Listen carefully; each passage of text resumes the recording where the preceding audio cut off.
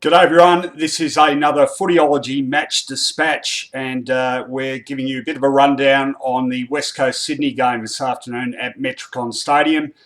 And good news for Eagles fans, the Eagles back on track after 3 defeats in a row, running out 34-point winners over the Swans. Let's have a quick look at the final scores. 11 goals, 11-77 West Coast. Defeating the Swans, who could manage only 3 goals after quarter time, 6-7-43. It looked pretty comfortable, and it was in the finish. Didn't start out like that, though. Sydney really dominant early in this game. They had 3 goals to 1 on the board early on. Could have actually been more, missed a couple of chances, and they were certainly dominating possession, really stretching the Eagles with some good run and handball. Using a lot of handball today. At one stage, I think handball's exceeding their kick numbers. West Coast, though, almost from nowhere, seemed to really find a bit of resolve. They tightened up defensively. They certainly had a huge advantage in the ruck, where Nick Naitanui was outstanding today. And as the first quarter drew on, they gradually worked their way back into the game. A couple of inclusions for West Coast, particularly instrumental in that. Jake Waterman bobbed up with a couple of goals, including a big one right on the siren from outside 50 metres. And Oscar Allen also looking dangerous, and with Jack Darling and Josh Kennedy as well, they certainly had plenty of marking targets up there. So only a couple of points behind at quarter time, West Coast.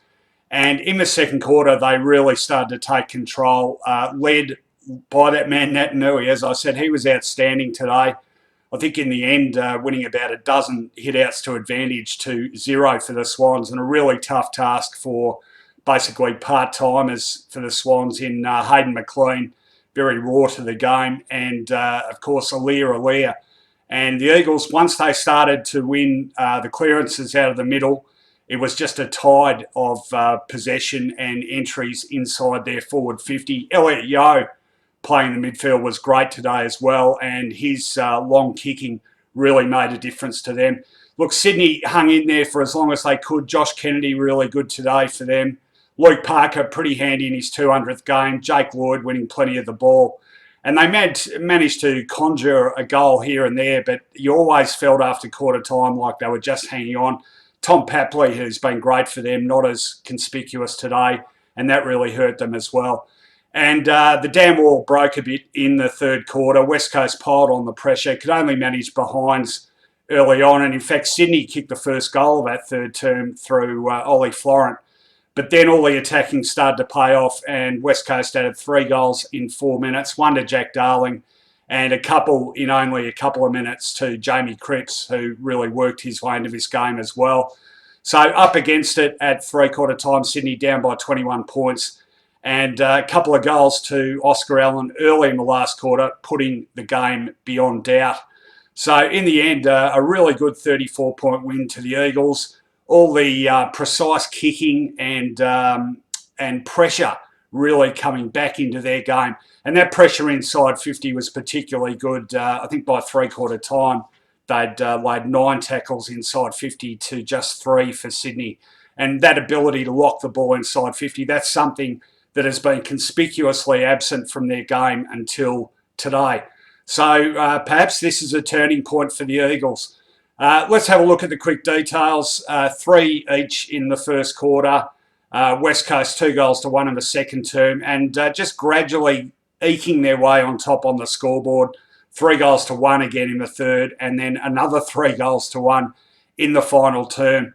34 points in the end. I think by the end, on the balance of play, it could have actually been a greater margin than that. Where does that leave the Swans? Well, they're just in a world of pain without any decent tools, either up forward or in the ruck. Of course, Sam Naismith now really sadly out for the year again with another serious knee injury.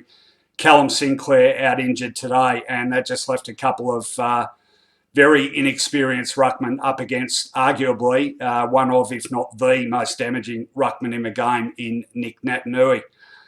Goal kickers, 3 to Oscar Allen. Thought he was really impressive today in his return to the senior side. 2 to Waterman, 2 to Darling and 2 to Cripps. Young Hayden McLean, who had a crack and provided some sort of target early on up forward. He finished with 2 for the Swans. Nat Nui and Yo, a bit of a toss-up for best on the ground for mine. Nick Nat winning 7 or 8 clearances by the end of this game. Yo's kicking, always very damaging for the Eagles. Thought Tim Kelly was impressive, arguably his best game for West Coast so far. The 2 youngsters, Dom Sheed, very handy, and Brad Shepherd, always solid in defence. For the Swans, it was a bit of a case of the old stages. Kennedy, Parker in his 200th, Lloyd.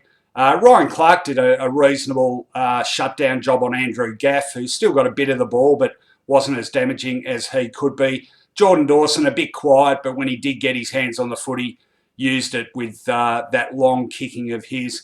So is this a turning point for West Coast? I guess subsequent weeks we'll find that out. Of course, in news terms, the big story for them was the loss of Captain Luke Shuey. He was injured, did a hamstring just before quarter time.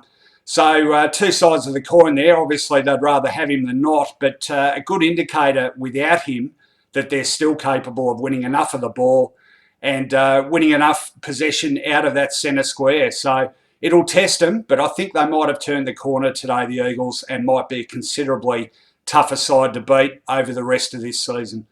Well, that is another Footyology Match Dispatch. Enjoy the rest of your footy this weekend. We'll catch you later.